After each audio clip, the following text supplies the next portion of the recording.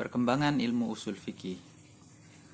Setelah masa Nabi Shallallahu Alaihi Wasallam, ketika para sahabat menyimpulkan hukum-hukum syar'i untuk diterapkan terhadap peristiwa-peristiwa baru, mereka mengacu pada asas-asas yang telah tertanam kuat di dalam jiwa yang mereka ketahui dari nas-nas syar'i dan spiritnya, dan yang mereka ketahui dari tindak tanduk Nabi Shallallahu Alaihi Wasallam yang mereka lihat dan saksikan. Kadang ada di antara mereka yang secara jelas menyebutkan asas yang menjadi sandaran dalam menyimpulkan hukum far'i terkait permasalahan tertentu. Seperti perkataan Ibnu Umar radhiyallahu anhuma kepada orang yang ia dengar melarang pelaksanaan haji tamattu karena mengikuti larangan Umar radhiyallahu anhu. Hampir saja bebatuan turun dari langit menimpa kalian. Aku katakan kepada kalian, Rasulullah SAW bersabda, tapi kalian malah berkata, Abu Bakar dan Umar berkata. Maksud Ibnu Umar di sini adalah haji tamattu boleh hukumnya. Ini adalah hukum fikih far'i. Untuk menolak perkataan yang melarang haji tamattu, Ibnu Umar bersandar kepada kaidah usul yang ia kemukakan, yaitu dalil dari sunnah nabawiyah didahulukan atas perkataan sahabi. Meski yang mengatakannya adalah salah satu dari dua syaikh, Abu Bakar dan Umar radhiyallahu anhuma. Contoh lain adalah perkataan Umar bin Khattab kepada Abu Musa al-Asy'ari ketika diangkat sebagai hakim. Ketahuilah perkara-perkara yang serupa dan semisal, dan kiaskanlah persoalan-persoalan dengan pendapatmu. Perkataan Umar ini secara jelas menunjukkan penerapan dalil kias yang merupakan persoalan usul.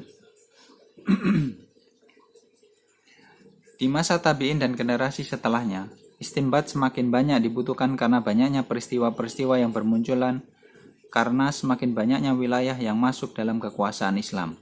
Sehingga banyak di antara tabi'in membidangi fatwa, sehingga mereka memerlukan kaidah-kaidah tertentu, metode-metode dan asas-asas yang jelas, yang sesuai dengan istinbat mereka.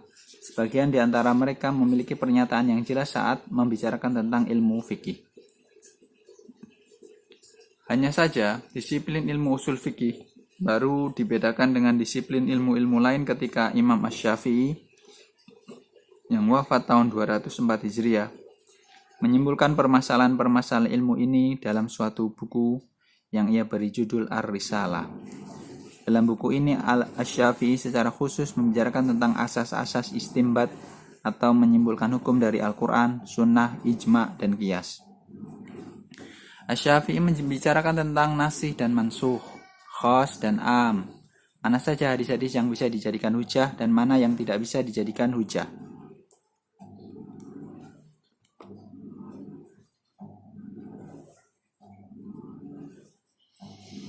Oleh sebab itu, di dalam bukunya, Asy-Syafi'i mengumpulkan berbagai persoalan ilmu ini yang sudah dibicarakan ulama sebelumnya, mencantumkannya setelah memberikan kritik layaknya kritikan seseorang yang dapat membedakan mana yang benar dan mana yang salah. Dalam buku ini, Asy-Syafi'i juga mencantumkan bantahannya terhadap orang-orang yang memiliki pandangan-pandangan yang berseberangan.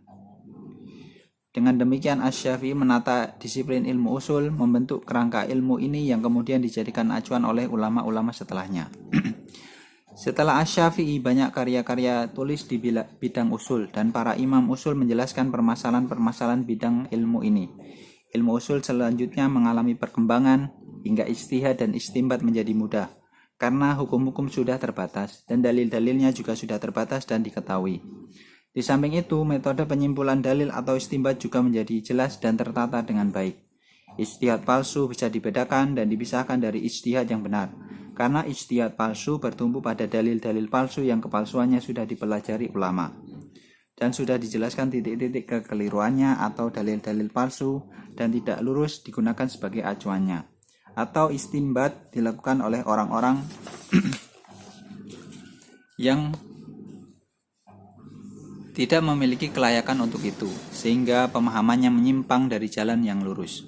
Semoga Allah merahmati Imam Asy-Syafi'i dengan rahmat yang luas dan menempatkannya di surganya nan luas.